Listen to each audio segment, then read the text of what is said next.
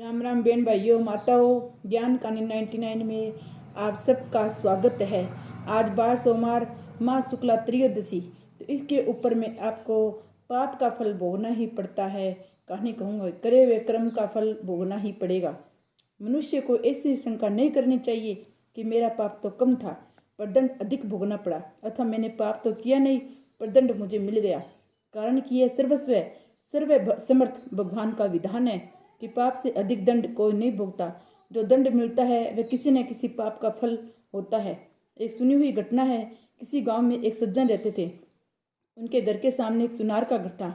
सुनार के पास सोना आता रहता था और वह गढ़ कर देता रहता था। पैसे बहुत कमाता था। एक दिन उसके पास अधिक सोना जमा हो गया।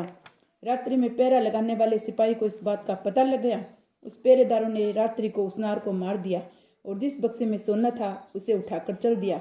इसी बीच सामने रहने वाले सज्जन लघु शंका के लिए उठकर बाहर आए। उन्होंने पहरेदार को पकड़ लिया कि तू इस बक्से को कैसे ले जा रहा है। तो पहरेदार ने कहा, तू चुप रह, हल्ला मत कर, इसमें से तो कुछ ले ले और कुछ मैं ले लूँ।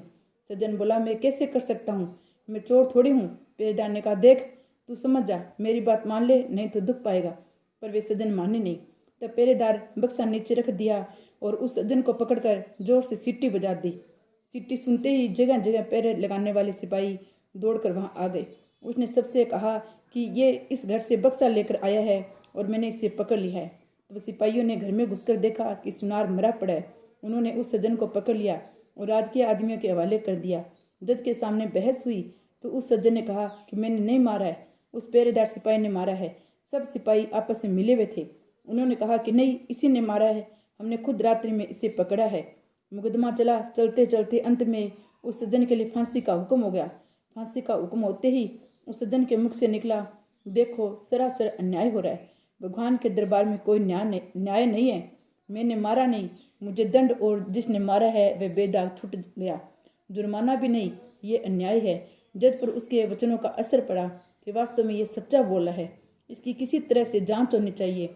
ऐसा विचार करके उस जज ने एक षड्यंत्र रचा। सुबह होते ही एक आदमी रोता चिल्लाता हुआ आया और बोला, हमारे भाई की हत्या हो गई, सरकार इसकी जांच होनी चाहिए। तब जज ने उस सिपाही को और कैदी सज्जन को मरे व्यक्ति की लाश उठाकर लाने को भेज दिया।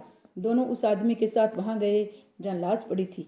खाट पर लाश के ऊपर कपड़ा बिछा था, खून बिखरा पड़ा था। दोनों ने उस खाट को उठाया और उठाकर चले गए। साथ का दूसरा आदमी खबर देने के बहाने दौड़कर आगे चलाया। तब चलते चलते सिपाही ने कैदी से कहा, देख उस दिन तू मेरी बात मान लेता तो सोना मिल जाता और फांसी भी नहीं होती। अब देख लिया सच्चाई का फल। कैदी ने कहा, मैंने तो अपना काम सच्चाई का ही किया था, फांसी हो गई तो हो गई, हत्या की तूने और दंड भोगना पड़ा मेरे को।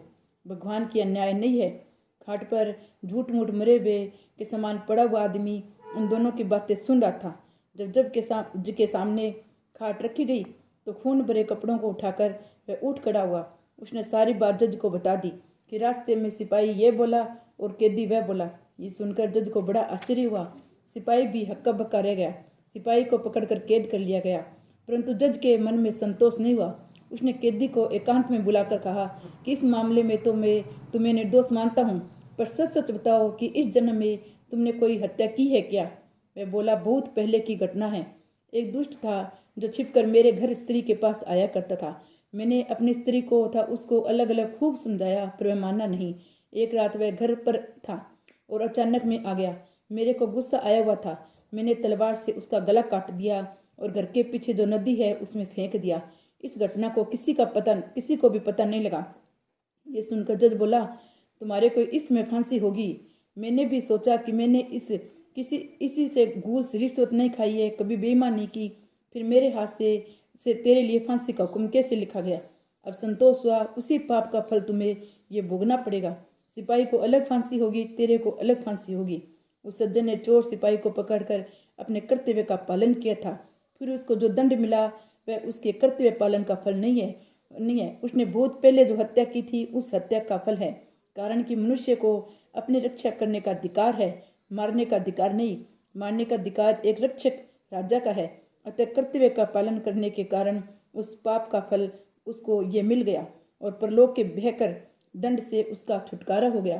कारण कि इस लोक में जो दंड भोग लिया जाता है उसका थोड़े ही छुटकारा हो जाता है, थोड़े में ही शुद्धि हो जाती है, नहीं तो परलोक में बड़ा भयंकर दंड भोगना पड़ता है। इसी कहानी से यह पता चलता है कि मनुष्य कब किए हुए पाप का फल कब मिलेगा, इसका कुछ पता नहीं। भगवान का विधान विचित्र है। जब तक पुराने पुण्य प्रबल रहते हैं तब तक उग्र पाप का फल भी तत्काल नहीं मिलता। जब पुराने पुण्य खत्म होते हैं तब उस पाप की बारी आती है। पाप का फल तो भोगना ही पड़ता है, चाहे इस जन्म में भोगना पड़े या जन्मांतर में। जो पाप किया है उसका फल तो भगवान अपने को 7 जन्मों में भी दे देते हैं, फल तो भोगना ही पड़ेगा। श्री रामचंद्र भगवान की जय, न्याय के देवता की जय।